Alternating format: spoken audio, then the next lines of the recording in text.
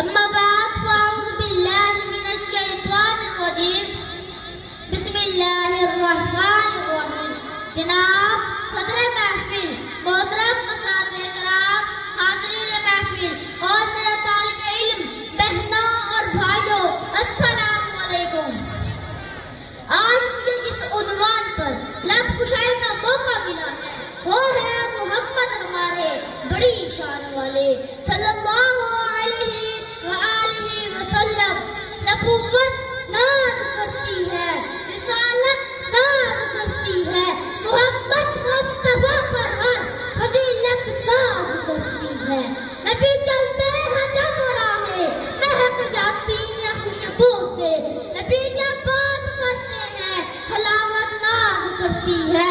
جناب صدر، دنیا میں ہر طرف اندھیرا ہی اندھیرا تھا، چاند تھا لیکن بے نور تھا، تارے تھے لیکن بجھے سے، آفتاب تھا لیکن ڈوبا تھا، اقلام پر پتھر پڑے ہوئے تھے، دل اجڑے ہوئے تھے کہ اچانک میرے نبی کی آمد ہوتی ہے.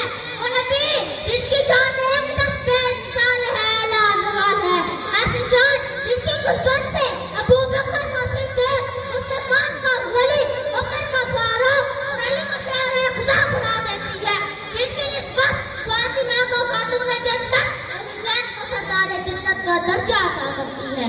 میں اس سرکار جہاں کی شان کے بارے میں کیا بیان کروں کہ مقام محمود جن کی انتظار میں ہے، صفات کبریٰ خود جن کی انتظار میں ہے، جنت پان سمر کا خود جن کی انتظار میں ہے، وہ دیش کی گلیوں میں پتھر کھا کر دعا دینے والا، وہ مکہ فتح کر کے ہم معافی کا اعلان کرنے والا.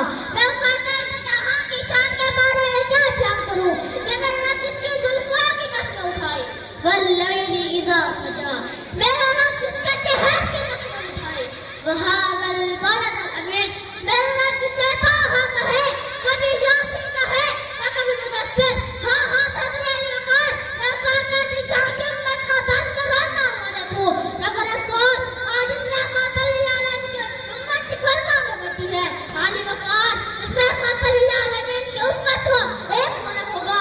اگر ہم ایک ہو گئے تو شاید ان کی ہر سرائی میرے آقا کی رفعت اور عظمت کا بال بھی بیکار نہیں کر سکتی.